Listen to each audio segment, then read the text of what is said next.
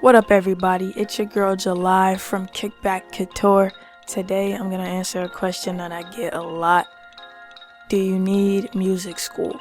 Now, before I get to that question, I want to tell you a little bit about me so you don't feel like I'm not qualified to answer this question or not. I definitely am. I graduated from college. I actually went through a 4-year experience. I got my bachelor's in recording arts and I got my minor in music business. And I did this at CU Denver, Colorado University of Denver. I believe I'm saying that right. Geez, college really has my brain dead sometimes. It's just the after effects. But anyways, I did a lot inside of school to get to where I am right now. But I did much more outside of school. So more about, how far I've gotten right now was what I did outside of school. And school was like a supplement, so to speak. College has definitely had a pretty good impact on my life. However, I do feel as though if you do it correctly, you can get the same or similar results outside of school. So, if you don't know who I am and you're new to this video, my name is July, also known as Bradley. You can follow me on Instagram. I got my handle right there at July303. Twitter's the same. You can also find me on Facebook. Now, past the shameless plug, there is opportunity in going to college, right? There's the structured learning. There's the network of people who are also learning with you, the other students. There's the campus resources, all the things you can tap into. There's equipment that you can rent. Some colleges actually give you equipment. They give you laptops and software and stuff for you to work with. Campus resources, some of the things I had were the computer lab, and the computer labs had all the Adobe stuff on it, and Pro Tools and Ableton and Logic, and all these resources that I can access at my disposal whenever I needed them for the most part. But what if instead of paying $20,000 or more a year on college, you can go through a process called self-guided learning? Now, this is 100% possible because I taught myself a lot before I actually went to college and felt like I wasn't learning anything when I got there because I was so far ahead in teaching myself. Was that a mistake I made? Maybe so, maybe not. I think I was just ahead of the curve and I wanted to know so much more at an early time. So I just was bored for a lot of my classes. Now, what I would recommend is if you don't know if you want to go to college and you don't have like a dire want and an obsession with wanting to go to music school, I would say that you don't need to go to music school. However, if you're getting into a licensed profession, this video is not for you. If you want to be a doctor, I'm sorry, you have to go to school. You want to be a lawyer, you gotta pass that bar exam. There's no way around that. But to be a musician, you don't have to have a license. So, some benefits of college, because I went through that portion, is there's a set structure. It's structured, everything is in a schedule for you. Of course, you pick your schedule, but they set the deadlines for you. There's a curriculum. They teach you everything that they want to teach you. Now, if you decide to do self-guided learning, then you would be in charge of that structure. You would set your own deadlines, and you can ultimately go as far as you want with the curriculum, but it's all going to be on you, and there's no one holding you accountable unless you have a really cool friend or a coach that will take that responsibility. Now, this is the trick. if you want a college education, you can get a college education without going. So before I even go there, let me not get ahead of myself. What you do is you figure out what college you're interested in. Of course, we can go to this. Make sure it's a good fit. Is it like Beethoven type of college, music college? Are they teaching you classical music, or is it going to fit with what you actually want to know about music? Is it going to teach you about the music business, modern music business practices? Is it going to teach you about songwriting practices that are common today, pop music? Or is it going to be like a country school? Or are they going to teach you how to make bluegrass music, but your focus is rap? You just make sure that whatever you pick is a good fit for you. And then what you do, this is the secret, figure out who the professors are. Email the school, find out who the professors are. Tell the professors that you're interested in taking classes with them, whatever the courses were that were on the website.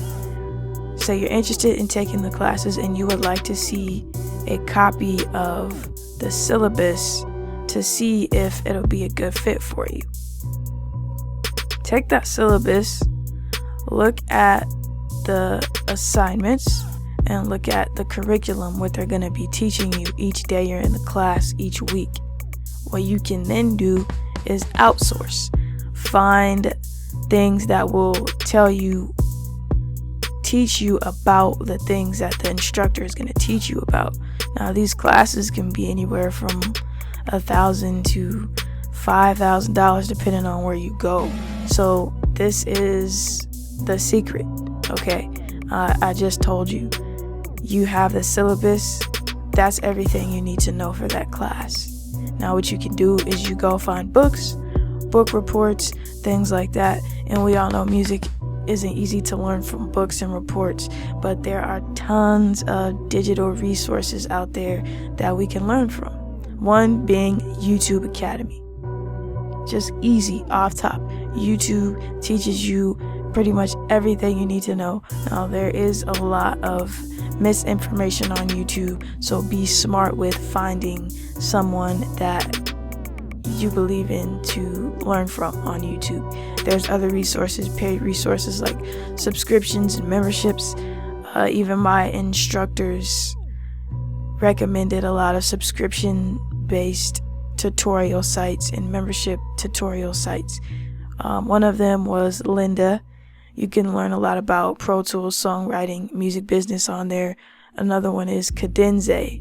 Kadenze offers paid courses as well, but a lot cheaper than what you would get at in a university or institutional government approved institution. They even have resources at Kadenze from instructors, and they'll give you feedback and an actual certificate. You can get college credit if you would like to.